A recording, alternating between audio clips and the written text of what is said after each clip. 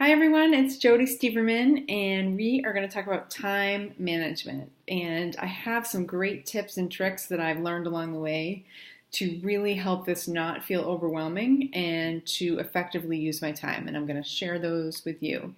So, first of all, when you're thinking about the time that you dedicate to growing this business and the three vital behaviors of inviting personal development and being a product of the product, you really want to be intentional about your time. So you want to treat this time like sacred time. So schedule it. If you just have half an hour, fine, hour, 90 minutes, whatever time you have, put it on your calendar and treat it like it's the most important thing you have to do. You're going on the Oprah show, if there was still an Oprah show, or whatever. You're meeting with the president. It's something that would be really important that you would never skip. Oftentimes we have a tendency, or I'll speak for myself, I have a tendency to push stuff like that to the back and do other things first. But I've learned over time that scheduling it and treating it like it's as important and more important than other things really sort of helps me to keep it at the top of my list and to get it done.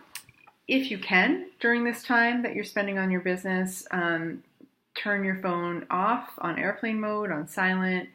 Just something so you're not constantly, perpetually distracted. Something so you can be a little bit more focused and let your connections grow and your ideas sort of percolate as you're thinking about your business. I would say too, during your power hour, some of the things you're going to be doing, you're going to be connecting with 5 or 10 people. And that doesn't have to be inviting all those people, but you're going to be reaching out to people and reconnecting with them. You're going to be maybe sharing the business opportunity. You're going to be telling people about the groups you have coming up, and you can determine the best way based on your personal style to connect. I do a lot of Facebook messaging, a lot of text messaging, not as many phone calls, some phone calls, but you're going to be doing that primarily during your power hour. And I start with that first because that's the most nerve-wracking thing for me. So I'd rather just get that done first and then move on to the other things that don't involve connecting with people after that. You want to make sure you're connecting with your team. So going on the Team Make Your Life page, seeing what's going on, commenting on the post. If you found something that works for you, posting it. If you have some inspiration for the day, post it. Just be an active member of the team. You want to check your online office. This can take about 2 minutes, just seeing if any pending orders have come through, where your Success Club points are, and as you get deeper into the business, sort of where your coaches are and things like that. You want to check in with any coaches that you have, see how they're doing. Also, it doesn't have to take an hour. This can take 5 minutes, just checking in. Also during this time or at some point during the day, you want to be listening, watching, or reading some personal development, working on growing your skills in areas that maybe you struggle with, growing yourself as a person to truly help people. We want to be the best we can be, and the personal development really keeps us going, and really, for me, really grows my skills every day. And of course, you want to work out and drink your Shakeology. So that sort of needs to be part of the time you're considering for your power hour and your time management. I would say one of the most helpful tricks I've learned over time has been really spending the last 5 minutes of my dedicated power hour figuring out what my next power hour will be on. So figuring out who I'm going to contact, and not only who I'm going to contact, what value these products and services, business can add to their lives. And then also figuring out sort of what's going on with them personally so I can add personal effects to their message. This may sound like a lot, but it really takes 5 or 10 minutes just to think, okay, my friend Sue just had a baby. She's been cleared by the doctor to work out. This may be a great program for her, and my group may be a great fit for her to get back in shape. And that's the value I can add there.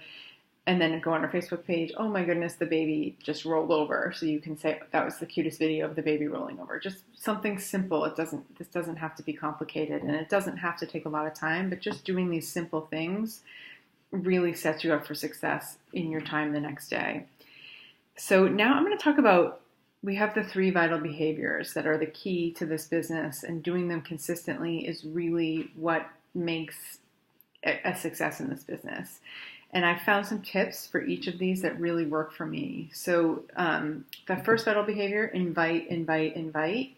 In addition to making your list the night before and knowing sort of what value you add to that person, you could add to that person, and sort of what's going on with them personally, I also, so I'm looking at my notes here, sorry.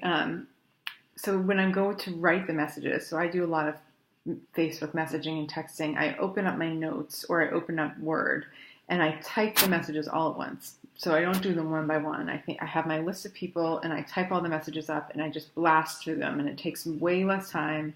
And then I simply go in and copy and paste the personal messages to them, direct, and send them to them. This really reduces my anxiety about inviting because I'm getting all the messages out at once, and then I'm just literally copying and pasting what I already wrote. And if for some reason, I don't know what the psychological piece of this is, but it feels a lot less nerve-wracking to do it this way, and it really seems to work in terms of effectiveness. For the vital behavior of be a product of the product, once again, schedule the time you're going to work out. Figure out the best time in the day that you're going to drink your Shakeology. A great way to get this done is to post about it. To post, I'm going to drink Shakeology every day for a year, a month, a week, and then hold yourself accountable to telling people that you're doing it, and being an example that way. I'm doing the 21-day fix, and so you want to post that you're a sweaty selfie, that you're working out. That really, helps foster accountability, gets people following your journey, and keeps it, for me, it really keeps me going in terms of getting things done. The other piece of that I found that really works for me in terms of keeping on track with my workouts and Shakeology is non-food rewards. So I recently gave up sugar, which was my absolute most difficult thing to give up ever. And every week, I did it for a month, and at the end of every week, I would reward myself with a manicure, a pedicure. So something that is meaningful to you but isn't food related. So whatever it is, and post about it. Put it out there that you're doing it. Post a picture of you getting your reward. And that way it's very public and you're accountable to it. The last vital behavior is personal development.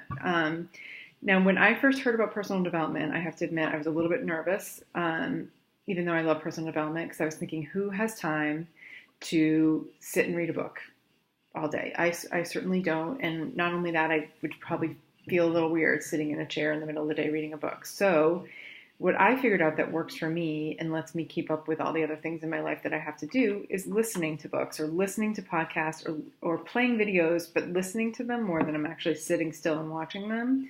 I'm not that good at sitting still. So I generally put it in my ear while I'm doing laundry, while I'm drying my hair, while I'm doing the dishes, while I'm in the car. All these things that we have to do every day that really don't require us to be fully present, but we still have to get through them. Great opportunities to listen to that personal development. And somehow hearing it, depending on what type of learner you are, really works for me. It really sort of, I take it in and I remember it, and the time goes flying by. I also, a lot of times, listen to personal development while I work out. So I've done the 21-day fix so many times, I don't actually need to listen to Autumn while I do her workouts. So instead, I play personal development or music, depending on the day.